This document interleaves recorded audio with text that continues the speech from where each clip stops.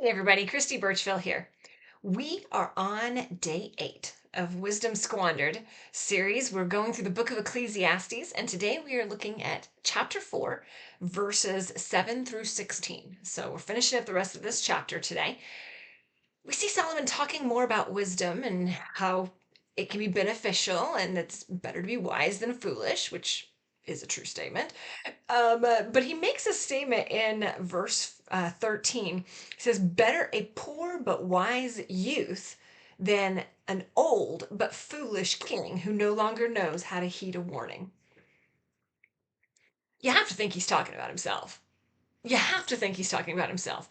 He's looking at going, you know what? I've gotten old. I've become foolish. And even though I've got all this stuff and all these riches, I didn't pay attention to the warnings that were coming. I didn't make the changes that I needed to make when things were flashing and saying, warning, warning. He didn't do any of that, right? So what you end up with, and the kind of the message for us, sometimes we can get complacent. I know I felt it. The older I get, the more kind of set in the ways. I know what I like. I know what I don't like. I know how I want things to go. And I don't always think about, you know what? Times change, things change, people change. And I need to take those things into consideration when I'm looking at people, thinking about people, talking to people. I need to be aware that sometimes some of these things are warnings. Sometimes we tend to think, oh, it's okay, it's okay, I got this, I got this, I got this. And we miss that we really don't have this. We need to be able to recognize the warnings that God's putting in front of us. When we're doing things we're not supposed to be doing, God is going to be trying to get in our way and saying, hey, stop. You need to do it different. The question has become, do we listen to that? Do we pay attention?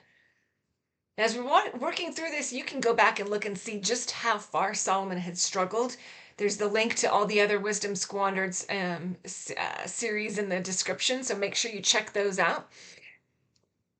But for this one, what I really want us to take away from this and think through today are there warning signs that I'm just kind of glossing over and thinking, oh, it's not that bad. Oh, that won't really happen. Is God trying to get your attention? Because God's going to get your attention.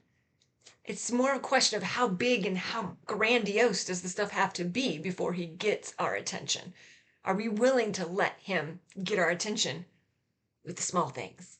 Like that poor, wise young man, instead of, and it'll be fine, like the foolish king.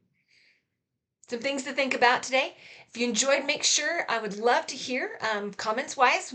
What are some of the things that you have found make it easier to catch that warning sign? What are some of the things that you look for when you recognize God's trying to get your attention? So let's we can talk about that in the comments, and then make sure you subscribe so you can catch every new episode of Wisdom Squandered. Thanks. Have a great day.